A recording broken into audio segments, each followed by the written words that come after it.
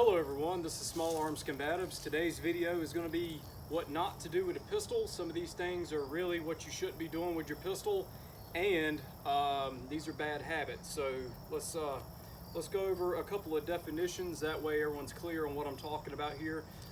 Here in this class at our school, when we teach weapons handling, we teach what we call combative weapons handling. Okay, and so I'm going to define what that is. That's one of our training ideologies here. That's how we handle the weapon anytime, okay? And what I mean by that is anytime we are training with it, anytime we're practicing it, anytime we pick it up and move it from one spot to the other, out of the gun safe and into your holster, you're gonna grip it the proper way, you're gonna manipulate it the proper way, you're gonna manipulate that firearm in ways that if you were actually fixing to fight with it, okay? You want to go into combat. Those are the methods of weapons manipulation that I'm talking about. Okay, so if you, an example of what I'm saying not to do is you just pick the gun up and do all kinds of weird stuff with it, like look at it and you don't have a real good proper grip with it, stuff like that. Another example is you put a magazine in it and you load it, okay, and then you pop the magazine out, you set the gun down, you put a round in it, and then you put the magazine back in. That's an example of what I'm talking about not to do. So a lot of places call that administrative gun handling, and we don't do that here, okay? So combative gun handling for defense. All right, let's talk about some other things. First of all, let's say that you are going to the range to practice and you're actually going to do live fire practice, okay? From now on, no warm-up sessions, okay? What I want you to do is set your shot timer to however many seconds par time you want. Let's say, 2 seconds, okay?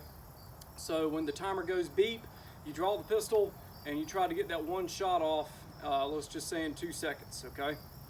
So that's the amount of time you're giving yourself. It could be any amount of time depending on your skill level, but 2 seconds is what most tactical type instructors would say. You need to try to meet that goal if you haven't already.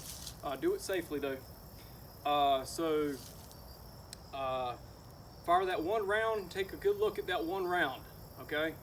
And if that round is not where your sights were or where you thought they were, then you did something wrong there. You probably need to slow down, practice correct draw stroke, and put that round on the target where you want it. Now the point of that is, why no warm-ups? Because you don't get a warm-up whenever someone's actually trying to attack you. You don't say, hey, hold up real quick, man. Let me practice over here at this tin can real quick before I start shooting you. It doesn't work out that way, okay? So from now on, no warm-up sessions, okay? Let me talk to police right now. Police, law enforcement. You guys are pretty bad for doing this sometimes. If you're doing it, please stop doing it. That's when you go for practice and you decide that you're going to unsnap your holster. You practice drawing from the holster on the target. Well, first of all, I'm glad you're practicing the draw, but for you, that draw means hitting the little retention button to get the pistol out. So anytime you go to practice, law enforcement officers, you need to practice hitting the retention button and having the correct draw stroke every single time, okay? So no more, you're on the shooting bench, you lay the gun down on the bench and, you load it and all that stuff, and then the only time that pistol goes back in the holster is when you leave your firing range. So stop doing that. And for, regular everyday people, civilians, anytime you go to the range, you also need to be drawing from your holster, your concealed carry holster. Another thing that I'm going to bring up is a lot of times, all of you, you carry a little tiny gun around for your concealed carry, okay? It's a little tiny micro 380, or you carry, pocket pistol or something like that. Well, then you say, well, I'm going to go to the range because times are getting bad. Then you take your biggest gun with you. It doesn't work out that way, okay? You can't think that you go to the range and practice with your full-size weapon and then you carry your smaller weapon and you haven't practiced with that. It doesn't work out that way, okay? That little gun is a little bit different than the big gun. Yeah, no, and they really don't shoot the same. Okay, they really don't. So that's one thing that you need to think about. So let's talk about this. Double single action pistols. Okay, so some of you are still carrying double single action pistols. Let me define that. That's an M9 Beretta or probably a Sig Sauer 226 type pistol, okay? And so what I'm talking about here is hammers down. The first shot will be double action. It'll be like a long 10-pound pull. Then all the shots after that, until it's empty, of course, are going to be single action, okay? So typically when you go practice at the range, a lot of people don't practice from the draw, like I said, and putting that one round on target, double action, and then moving the single action. First of all, why are you still carrying that gun? Now I know there's some law enforcement agencies that, you know, you have to carry double single action. I understand, but still, I'm still talking to you. So make sure that you practice drawing double action, shoot the one round, double action, go to your single action. Then when you get done with that particular drill, decock it, put it back in the holster, okay? So that's one thing that I've noticed people do. Let me see here. Let's talk about catching magazines at the range, okay? So what I'm talking about is people are shooting, bang, bang, bang, and then they notice the gun goes empty, so they look at it, okay? And then what they do is they drop the mag in their hand, they look at it, it's definitely empty, okay? And then they lay it down on their table. Well, the problem is you might do just that in an actual violent confrontation, okay? If what you've practiced is dropping that magazine in your hand and looking at it, you're gonna do that when you need to be more focused on doing that reload, okay? So that brings us to tactical reloads, okay?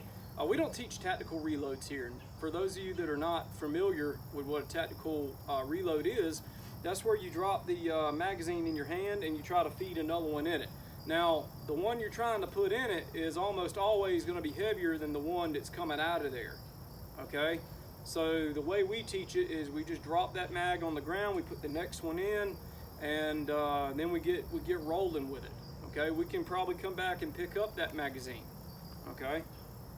So don't try to put more emphasis on trying to stow away a partial than trying to get a full top load off on there in that pistol. Okay, next is any modifications to the pistol, and I'm gonna cut that off right here for this video.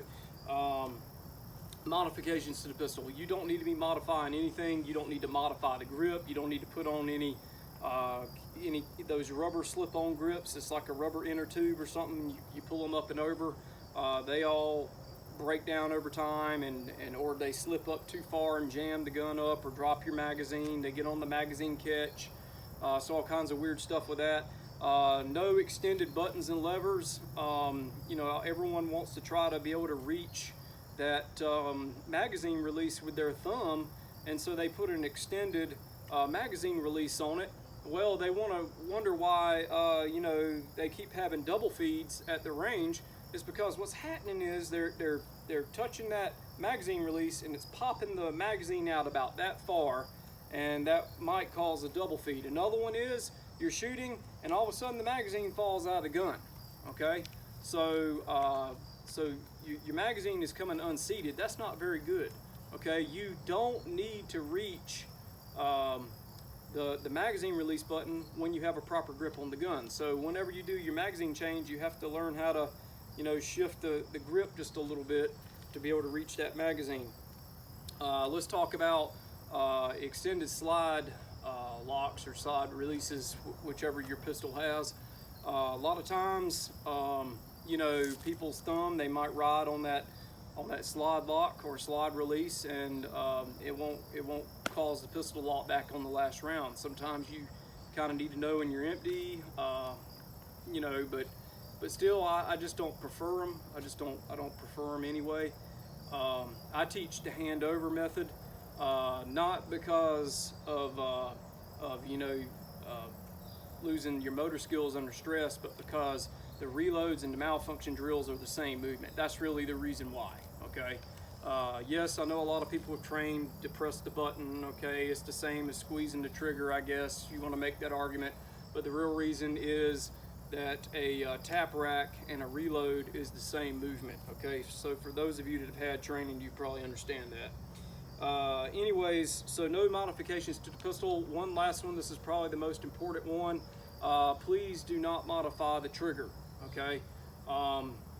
Now, I know there's some pretty good match grade triggers out there and stuff like that, and it really depends on who you are and what kind of trigger you got in the pistol. But first of all, you need to make sure it works. That's my point, because a lot of triggers people drop into the pistol that causes the gun not to work to its full function anymore, and so you might have a hang up with the pistol because you put aftermarket parts or something like in the pistol that wasn't originally designed for those particular parts. You might get a hang up, so that's just something to warn you about.